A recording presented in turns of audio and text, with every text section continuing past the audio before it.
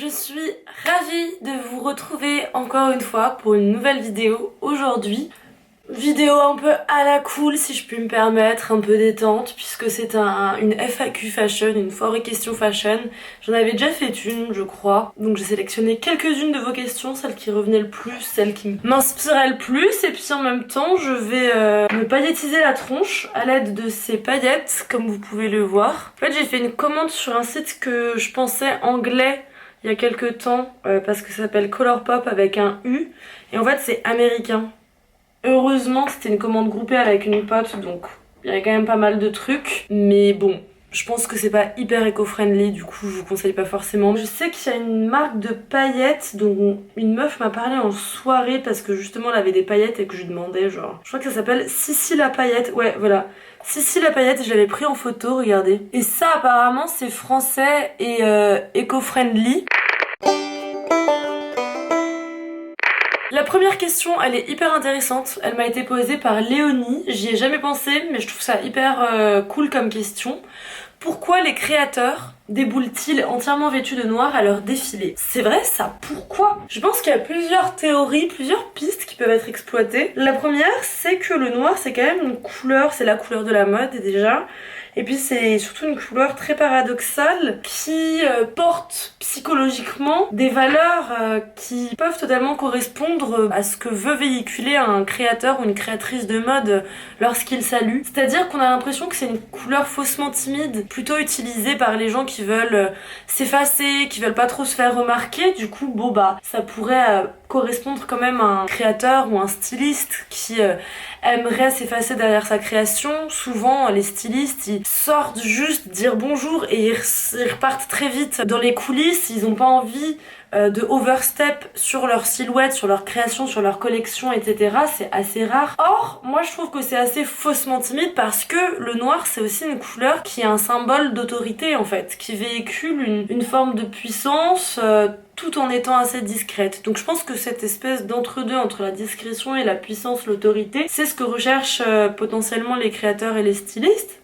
Après je pense aussi que c'est une couleur qui véhicule une forme d'autorité parce que c'est la couleur des intellectuels, c'est la couleur aussi des artistes de manière générale, et c'est aussi une couleur qui permet de protéger et de mettre à distance, si je ne m'abuse, qui permet de faire d'une tenue une forme d'armure en fait, qui permet de vraiment ne pas trop en montrer sur soi. C'est la couleur des grands sensibles, c'est la couleur des émos, des punks, la couleur des gothiques qui sont caractérisés par leur sensibilité et qui justement veulent faire barrière au monde pour ne pas trop se dévoiler, pour garder une forme de pudeur aussi. Et donc je pense que c'est pour ça qu'il y a beaucoup de créateurs et de stylistes qui optent pour le noir, pour saluer. Voilà, c'est en tout cas mes pistes. Là je prends les paillettes qui s'appellent Hopeless Romantic, c'est quand même pas mal quoi. Et puis bah je vais les mettre partout quoi. Question suivante, il faut que je mette mes lunettes parce que je vois rien.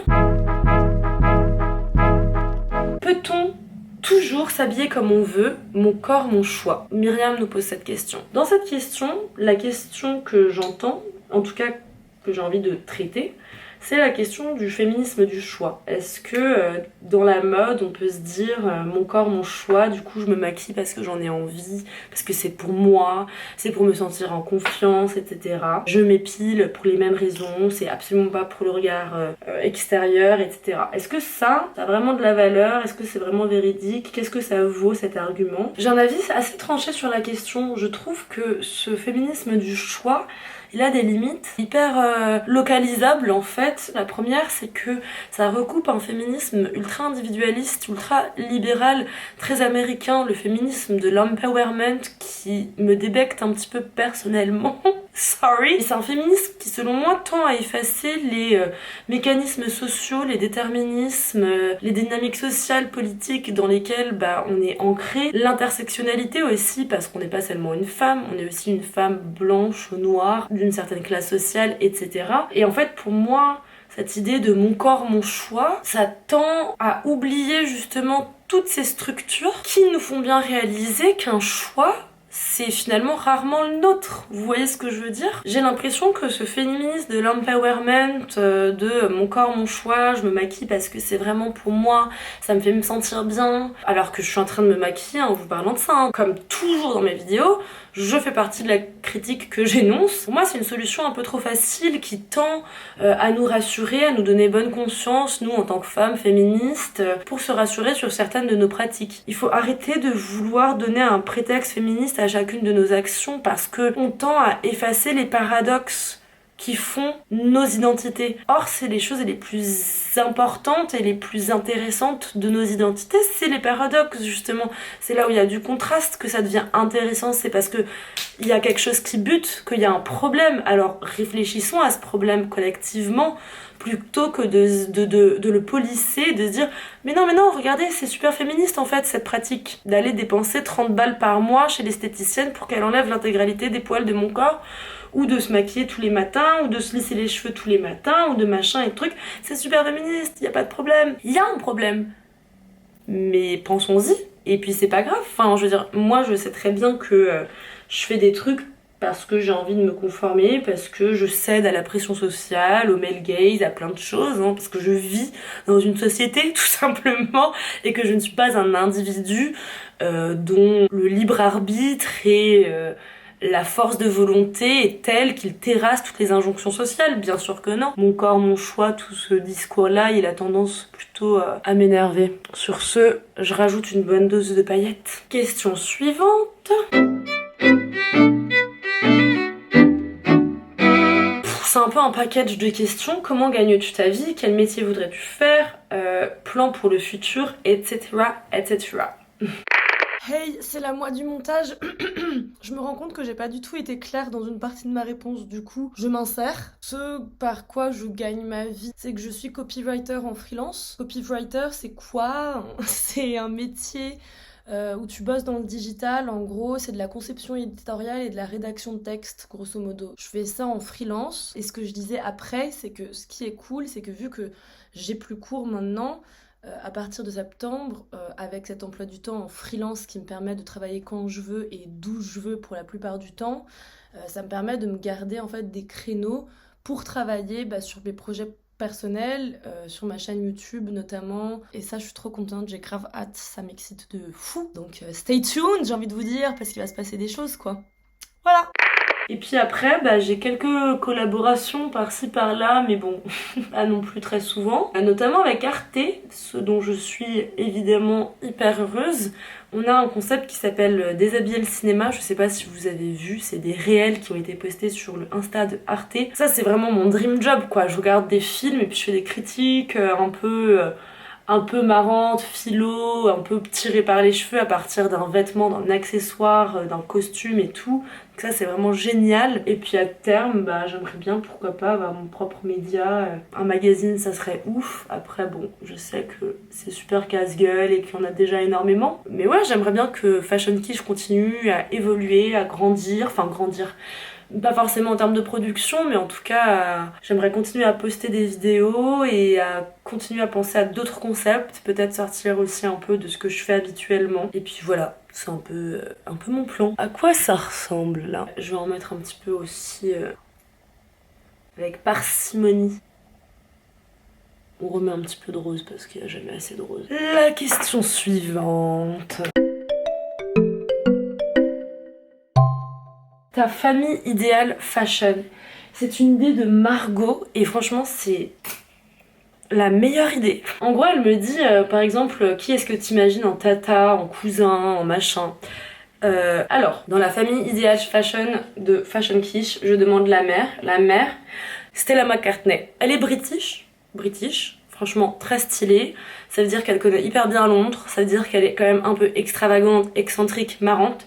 C'est quand même aussi la fille de Paul McCartney, donc franchement je pense qu'elle a plein d'anecdotes croustillantes et marrantes et folles à me transmettre en tant que fille. Et puis surtout, elle a inventé le sequin biodégradable notamment. Moi étant une adepte des paillettes et de tout ce qui brille, je trouve ça hyper slay. Et elle fait des collections magnifiques, intemporelles. Je sais pas, elle a une vibe aussi un peu de personnalité calme, saine, qui va bien, tu vois. J'aurais pas de mommy issues si c'était Stella McCartney ma mère. C'est elle qui a quand même était la première à vraiment populariser la mode éco-responsable et à inventer des textiles biodégradables, des textiles respectueux de l'environnement à partir du début des années 2000 en fait. Donc c'est quand même... Enfin, elle a fait des trucs de ouf et sa marque, elle est hyper pérenne en vrai. Donc je dirais que c'était la marque Cartney. Ensuite, mon père, je dirais Hussein Chalayan. Je crois que je vous en ai jamais parlé de lui sur cette chaîne. C'est un créateur de mode qui a la cinquantaine d'années, qui vient de Chypre, mais qui présente ses collections à Londres si je ne m'abuse. Il a fait Central Saint Martins et il est décrit par Vogue US comme étant le premier styliste intellectuel. C'est ça, hein, il me semble. En fait, ses collections, elles sont assez concept, assez expérimentales, mais aussi assez spectaculaires, assez théâtrales. Du coup, moi, c'est vraiment les deux pôles de la mode que j'aime le plus. Quand c'est un peu concept, un peu intello, un peu vibe critique sociale, mais que à la fois on se fait pas chier, que c'est marrant, que c'est quand même assez exubérant. C'est assez impressionnant ces collections, vraiment. Je pourrais faire une vidéo sur lui en vrai. Ma grand-mère, ça serait Miuccia Prada, évidemment, parce que déjà elle est italienne et que j'ai envie d'une grand-mère italienne. Et puis aussi parce que tout simplement c'est la femme dans la mode que j'admire le plus. Je pense qu'elle connaît tout. Qu'elle connaît tout et tout le monde et qu'elle a plein de gossip un peu marrants. Et puis je pense aussi que, enfin... Juste elle aurait plein de trucs hyper beaux à me donner. Mon grand-père, je pense que ça serait Yohji Yamamoto, pareil dans la vibe un peu intello, un peu concept. J'ai vu justement au London College, il y avait une projection du documentaire de Wim Wenders sur Yamamoto et c'était hyper intéressant parce que vraiment ça montrait vraiment sa manière de travailler et c'est quelqu'un qui travaille beaucoup avec son équipe. C'est pas du tout le styliste qui dessine, qui donne le dessin aux premières d'atelier et puis voilà, ça le concerne plus quoi.